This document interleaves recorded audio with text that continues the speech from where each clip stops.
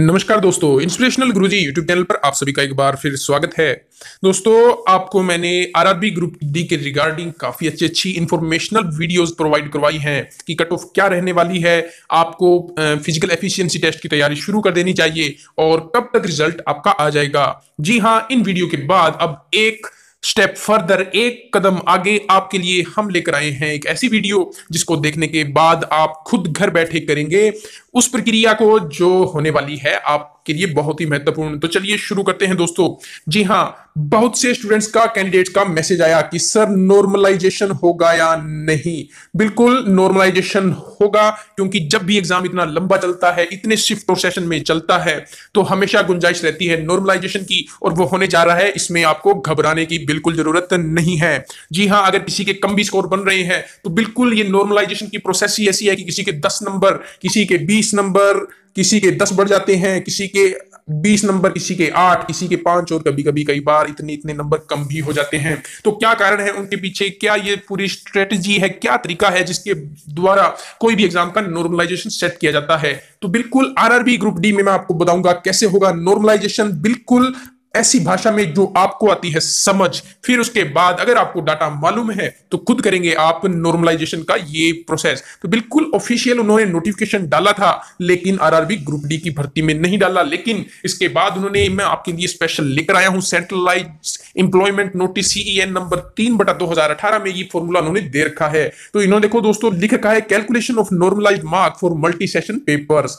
जब multi session paper लेगा in first stage computer based test and some more exam groups in second stage CBT, the examination may be conducted in multi session, यानी अलग अलग sessions में, बहुत से सारे सेशंस में होता है।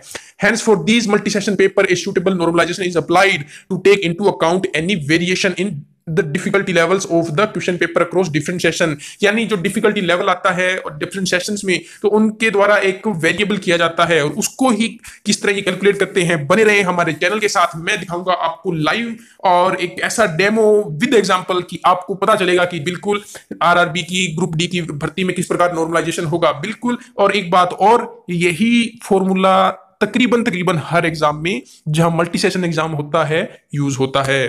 तो आज ही सीख लीजिए। देखो दोस्तों, इन्होंने फॉर्मूला दे रखा है आपका। पहला है M I J is equal to M G T minus M G Q upon, यानी बटा में M T I minus M I Q, ये दे रखा है। उसके बाद bracket M I J minus M I Q, यानी ये जो आपका था एम आई जे ये रहा और ये रहा, इनका यहां पर माइनस है, प्लस एम जी क्यू यहां पर इन्होंने दे रखा है।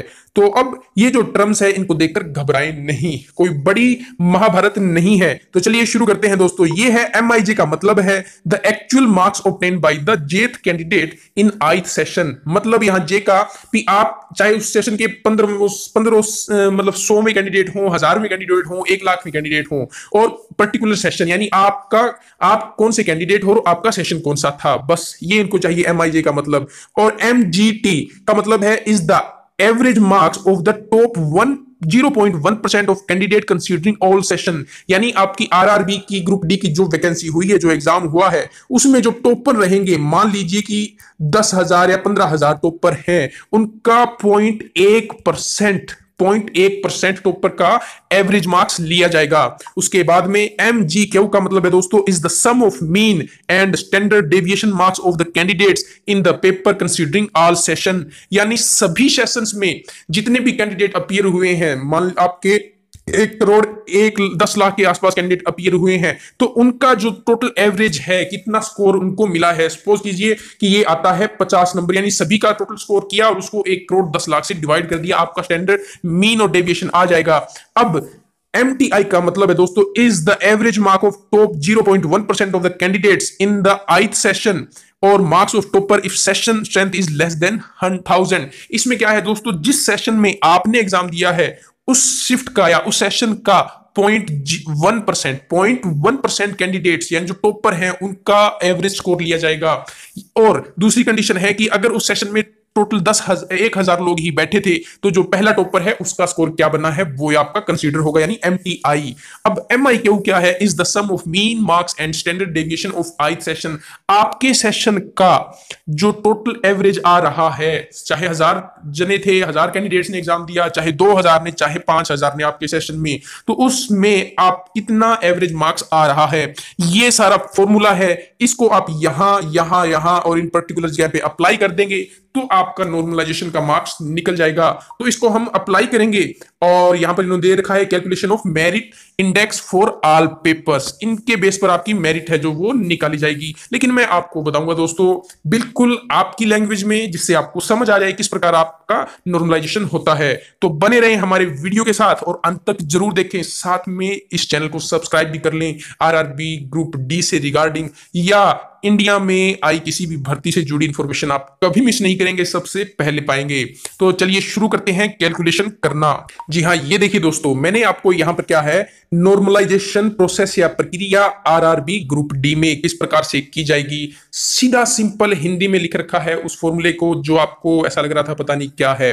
देखिए मैंने यहां आपको लिखा है नॉर्मलाइजेशन मार्क्स किस तरह से निकालने हैं। तो पहला आपका ये जो फॉर्मूला है दोस्तों, ये रहा, ये है कि 0.1% टॉपर का औसत, 0.1% टॉपर का औसत, यानी जो 0.1% है, 1,10,00,000 का 0.1% जितना भी कैंडिडेट आएगा उनका एवरेज निकाल लिया जाएगा। यानी टॉपर जो टॉपर है, टॉपर का 0.1% टॉपर, ये 1,10,00,000 का नहीं, यानी टॉपर रहे हो, मान लो 1,00,000 रहे हैं तो उनका 0.1% आपका बनता है 100 या 1000 लोग जितने भी बनते हैं उनका औसत।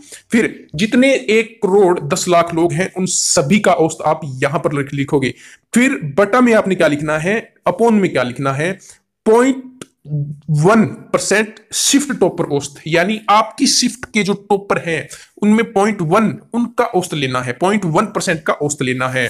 अब माइनस उसमें से क्या करना है दोस्तों, इसमें से माइनस करना आपने सभी अभ्यर्थियों का औसत शिफ्ट वाइज, यानी आपकी शिफ्ट के का मतलब सभी जो अभ्यर्थी थे अलग अलग शिफ्ट वाइज कितना औसत है, आपकी शिफ्ट में अभ्यर्थियों का औसत क्या रहा, वो यहां पर जैसे मान लीजिए आपने शाम की शिफ्ट में एग्जाम दिया तो उस शिफ्ट के जितने भी कैंडिडेट थे ओवरऑल इंडिया, चाहे 3 लाख थे चाहे 5 लाख थे, उनका औसत लेना है, उसको इसमें से कम कर देना है। फिर ब्रैकेट में है यानी मल्टीप्लीकेशन, आपका स्कोर क्या बना, आपका स्कोर क्या आया और उसमें से माइनस कर देना है कि आपकी शिफ्ट का औसत कितना निकला। ठीक है, फिर प्लस करना है आपने सभी ग्रुप डी अभ्यर्थियों का औसत, यानी ग्रुप डी के 1,10,00,000 अभ्यर्थियों का औसत क्या स्कोर निकला। तो इसके बाद में ये फॉर्मूला जब आप लगा लेंगे तो आपको बिल्कुल घर बैठे आप निकाल लेंगे। तो उदाहरण मैं आपको दे देता हूं, उदाहरण यानी एक हम केस स्टडी करते हैं। मान लीजिए जो टॉपर 0.1% टॉपर रहेंगे उनका औसत 70 मार्क्स आ रहा है, 70 नंबर आ रहा है। तो अब 70 नंबरों का हमारे पास एक डाटा हो गया, हमने यहां फिल करना है। दूसरा डाटा है कि सभी यानी 1,10,00,000 अभ्यर्थियों का डाटा आपके पास 50 नंबर का आया है, यानी औसत उनका 50 मार्क्स आ रहा है एवरेज। फिर आपकी शिफ्ट के जो 0.1% टॉपर है उनका जो एवरेज निकला वो 60 नंबर निकला। फिर चौथा आंकड़ा हमारे पास मैं बताता हूं कि आपकी शिफ्ट का टोटल जो औसत था, यानी आपकी शिफ्ट में औसत नंबर सभी के अगर हमने मिलाए और डिवाइड किया आपकी शिफ्ट के स्टूडेंट से तो 40 नंबर निकला। अब आपका स्कोर सपोज कीजिए 50 नंबर आए हैं, तो इस सिचुएशन में क्या आपके नंबर बढ़ेंगे घटेंगे, नॉर्मलाइजेशन कैसे होगा, आप हैरान रह जाएंगे। चलिए देख लेते हैं। ये रहा दोस्तों, मैंने लिख दिया 0.1% टॉपर का औसत यानी 70, फिर लिख दिया सभी अभ्यर्थियों का औसत और कर दिया माइनस। ठीक है, अपॉन में आपकी क्या होगा, आपकी शिफ्ट का 0.1% टॉपर 60 है और इसमें से माइनस कर दिया आपकी शिफ्ट का औसत कितना है 40। बिल्कुल, अब रो मार्क्स या आपका मार्क्स कितने आए 50, उसमें से माइनस करेंगे हम आपकी शिफ्ट के औसत को यानी 40 और प्लस कर देंगे सभी ग्रुप डी के अभ्यर्थियों का औसत कितना था 50। अब ये करने के बाद हमारे पास जो डाटा आएगा दोस्तों, 70 में से 50 गए 20, 60 में से 50 गए 20, यानी 20 से 20 होगा कैंसिल, 50 में से 40 को घटाएंगे तो 10 रहेगा, 10 50 में से जुड़ जाएगा। तो आपका स्कोर जो पहले 50 था आंसर की के हिसाब से, अब वो आपका स्कोर बन गया है 60 नंबर। तो हुआ ना कमाल, कैसे बढ़े आपके 10 नंबर। इस प्रकार 20 भी बढ़ सकते हैं, घट भी सकते हैं और ये डिपेंड करता है शिफ्ट के हिसाब से। ठीक है, टॉपर जो 1% आपके हैं पूरे, वो तो सेम ही रहेगा पूरे ओवरऑल इंडिया का, लेकिन आपकी फर्स्ट शिफ्ट थी, सेकंड शिफ्ट थी, पर्टिकुलर डे में कौन सी शिफ्ट थी, फर्स्ट सेकंड और थर्ड। सपोज कीजिए कोई एग्जाम बहुत आसान था और उस शिफ्ट का जो औसत है वो बढ़ जाएगा और आपके नंबर अगर उसके हिसाब से कम है तो मुझे लगता है कुछ गड़बड़ हो जाएगी, कम रह जाएगा स्कोर। अगर सपोज कीजिए किसी मतलब ये शिफ्ट वाइज डिपेंड करेगा। इस चीज को आप समझ ही गए होंगे कि शिफ्ट में किस तरह का एग्जाम आया है, किस प्रकार उसका औसत कितना निकल रहा है। अगर ज्यादा निकलता चला गया तो फिर ये दिक्कत करने वाला है। यानी आपकी शिफ्ट के 1% टॉपर का अगर ज्यादा हो तो डेफिनेटली इसमें ये एक सीक्रेट चीज है कि अगर टॉपर का एवरेज ज्यादा निकला तो आपके मार्क्स डेफिनेटली बढ़ने ही वाले हैं। लेकिन अगर सभी अभ्यर्थियों के औसत तो नहीं निकलेंगे, लेकिन अगर शिफ्ट का औसत ज्यादा निकल गया तो दोस्तों फिर गड़बड़ होने वाली है कहीं ना कहीं। लेकिन फिर भी ये पूरा प्रोसेस रहता है आपका। और अब कुछ विद्यार्थियों के इस तरह के क्वेश्चन भी थे कि सर नॉर्मलाइजेशन होगा या बोनस, जो हमारे आरआरबी ने कई एक काम ये भी किया है आरआरबी ने कि कुछ क्वेश्चन को उन्होंने इग्नोर किया है। इग्नोर लिखा हुआ आया है, बिल्कुल आया है ना, आप इसको मानेंगे बात को। इग्नोर लिखा हुआ आया है तो इस चीज में बात क्या है दोस्तों, इग्नोर का मतलब है उन्होंने वो नंबर किसी को नहीं दिए। और अब आप कह रहे हैं कि सर बोनस नंबर मिलेंगे क्या। तो एक चीज आप ध्यान रखें दोस्तों, नॉर्मलाइजेशन और बोनस, यानी नॉर्मलाइजेशन और बोनस कभी भी एक साथ ड्राइव नहीं करेंगे। यानी नॉर्मलाइजेशन भी हो जाए और आपको बोनस भी दे दिया जाए, नहीं होगा। अब होना क्या है कि वो जो आपके जितने भी क्वेश्चन थे उन आइटम्स को आरआरबी डिलीट मानेगा, यानी कि उनको डिलीट कर दिया गया है, जिनको इग्नोर कर दिया गया। अब आपका जो स्कोर है वो 96, 94 या जितने भी 98 जो क्वेश्चन रह गए उनमें से होगा। पर इसमें एक बात ये भी समझने वाली है कि ये सभी के लिए एक जैसा हो गया है। यहां पर किसी को ना तो बोनस मिलेगा और नॉर्मलाइजेशन तो होगा ही होगा। अब हम सोचते हैं कि सर इसको हम घर बैठे तो हम भी कर लेंगे, लेकिन दोस्तों 0.1% टॉपर का औसत ये आंकड़ा आरआरबी के पास ही होता है। ठीक है, सभी अभ्यर्थियों का औसत ये भी आरआरबी के पास ही होता है। और किसी शिफ्ट वाइज 1% टॉपर और उनका औसत, ये सारे आंकड़े हमारे पास नहीं होते। हमारे पास तो सिर्फ और सिर्फ अपना स्कोर होता है, इसी कारण हम नहीं कर पाते। लेकिन ये प्रोसेस रहता है। अगर आपको हमारी वीडियो अच्छी लगी हो तो जरूर चैनल पर विजिट करते रहें, सब्सक्राइब कर लें चैनल को और अपने दोस्तों के साथ शेयर भी कर दें ताकि उनको भी ये फॉर्मूला पता चले। फिर किसी अच्छी वीडियो के साथ आपके लिए फिर हाजिर होऊंगा। तब तक दीजिए इजाजत, लेकिन सब्सक्राइब करना मत भूलना, बेल आइकन प्रेस करना भी मत भूलना। आप सभी का दिन शुभ हो। मिलते हैं आरआरबी ग्रुप डी से जुड़ी किसी और बड़ी खबर के साथ।